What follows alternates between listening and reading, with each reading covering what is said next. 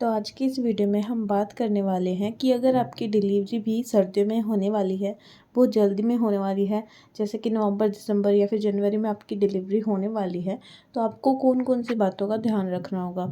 ऐसी कौन कौन सी सावधानियां हैं जो आपको बरतनी होगी इस टाइम पे, और आपको कौन कौन से टिप्स फॉलो करने होंगे जिससे कि आपकी डिलीवरी बहुत ही आसानी से, बहुत ही जल्दी और बहुत ही कम समय में, बहुत कम दर्द के साथ हो जाए। आपको ज़्यादा परेशानियों का सामना भी ना करना पड़े और आपका बेबी बहुत ही आसानी से इस दुनिया में आ जाए। आपकी डिलीवरी कम से कम टाइम में हो जाए और बहुत ही आसानी से हो जाए। तो ये सब अगर आपको जानना है तो वीडियो को एंड तक ज़रूर देखना। तो चलिए वीडियो को शुरू करते हैं। तो सबसे पहला काम जो आपको करना होगा जिससे कि आपकी डिलीवरी बहुत ही आसानी से हो जाए और आपकी डिलीवरी नॉर्मल ही हो, तो वो काम है एक्सरसाइज करना। अगर सर्दियों में आपकी डिलीवरी है तो भी आपको एक्सरसाइज ज़रूर करनी चाहिए। बिल्कुल एक भी दिन आपको नहीं छोड़ना चाहिए, क्योंकि सर्दियाँ आ जाती है तो हम बहुत ही आलसी हो जाते हैं और हमारा एक्सरसाइज करने का मन बिल्कुल भी नहीं करता। लेकिन अगर आप डिलीवरी को बहुत ही आसान बनाना चाहते हैं, अगर आप नॉर्मल डिलीवरी चाहते हैं, तो आपको एक्सरसाइज करना बिल्कुल भी नहीं छोड़ना होगा। आपको डेली एक्सरसाइज करना चाहिए। उससे आपकी शरीर में फ्लेक्सिबिलिटी आती है, आपकी मांसपेशियाँ लचीली होती हैं, आपकी मांसपेशियाँ मजबूत बन जाती हैं, जिससे कि आपकी डिलीवरी में बहुत ही आसानी होती है। अगर आप एक्सरसाइज नहीं करेंगी तो आप बहुत ही आलसी हो जाएंगे, आपका शरीर डिलीवरी के लिए तैयार नहीं हो पाएगा। आपको डिलीवरी के टाइम पे बहुत ज़्यादा दर्द भी सहना पड़ेगा और आपको बहुत ज़्यादा परेशानियों का सामना करना पड़ेगा। लेकिन अगर आप डेली एक्सरसाइज करते हैं तो आपके शरीर में इतनी फुर्ती बनी रहती है कि आपकी जो डिलीवरी का दर्द होता है वो भी आप आसानी से सहन कर पाओगे, और आपकी मांसपेशियाँ इतनी मजबूत हो जाती है कि आपको डिलीवरी का पेन कम से कम होगा, आपको ज़्यादा सहन नहीं करना पड़ेगा और आपकी डिलीवरी में बहुत ही कम टाइम लगेगा। आपकी डिलीवरी बहुत कम टाइम में हो जाएगी। दूसरा काम आपको क्या करना है कि आपको डेली वॉक ज़रूर करना है। सुबह शाम कम से कम आपको आधा आधा घंटा ज़रूर वॉक करना है। अगर आप सर्दियों में आलस करके टहलना बंद कर देती हैं तो इससे आपकी डिलीवरी पर, आपकी प्रेगनेंसी पर बहुत असर पड़ता है। लेकिन अगर आप डेली टहलती हैं, कम से कम आधा आधा घंटा आप टहलेंगी, तो आपकी शरीर में फुर्ती बनी रहेगी, आपका शरीर आलसी नहीं होगा। आपकी डिलीवरी में भी टहलने से बहुत मदद मिलती है। आपको अगर डेली आप टहलती हैं तो आपकी डिलीवरी बहुत ही आसानी से हो जाती है। आपका बच्चा नीचे की तरफ फिक्स हो जाता है, बच्चे का हेड डाउन हो जाता है, और टहलने की वजह से आपको, आपकी मांसपेशियों, आपकी जो नीचे के हिस्से की मांसपेशियाँ होती है वो बहुत ज़्यादा स्ट्रॉन्ग हो जाती हैं, जिससे कि आपकी डिलीवरी के टाइम पे आपको बहुत हेल्प होती है।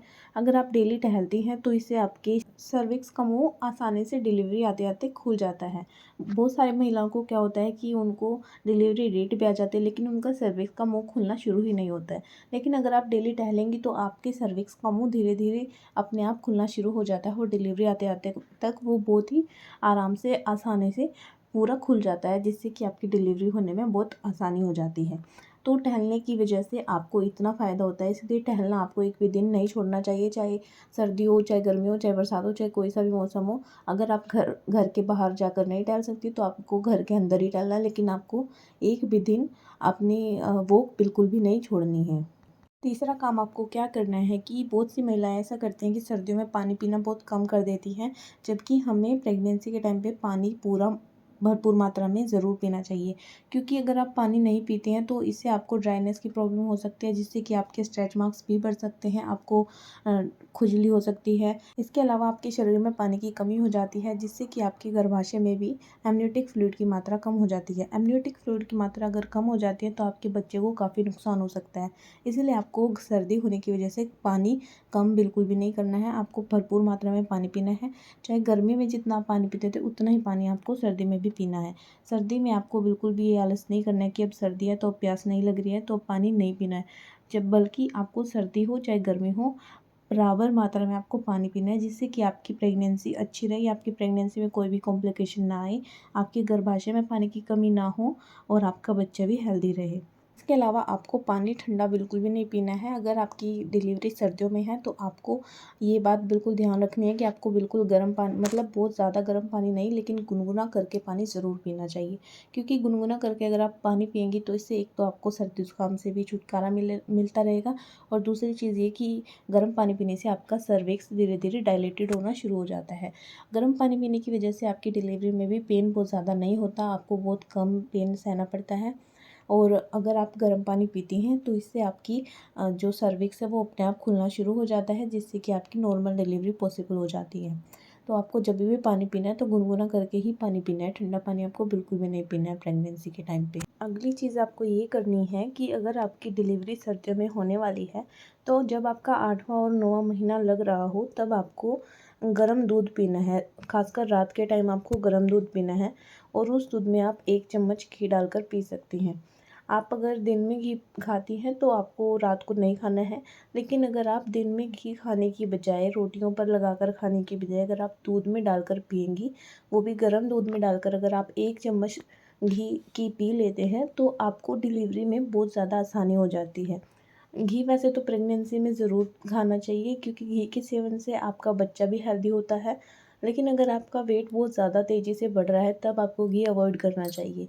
लेकिन अगर आप घी को दूध में, गर्म दूध में डालकर पिएंगी तो इससे क्या होगा कि आपके जो डिलीवरी के टाइम पर जो दर्द आपको होगा वो बहुत ही कम होगा।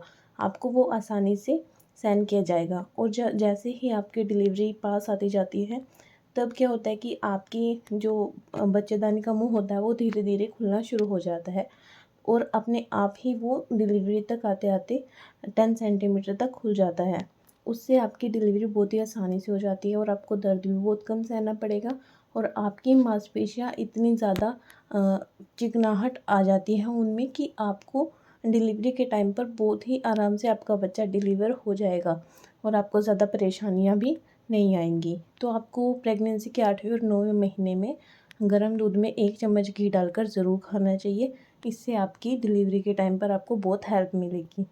तो ये कुछ टिप्स थे जो कि आपको सर्दियों में ज़रूर अपनानी चाहिए, आपकी अगर डिलीवरी पास आ रही है तो। तो अगर आपको वीडियो अच्छी लगी हो तो इसे लाइक ज़रूर कर देना और मेरे चैनल को भी सब्सक्राइब कर देना।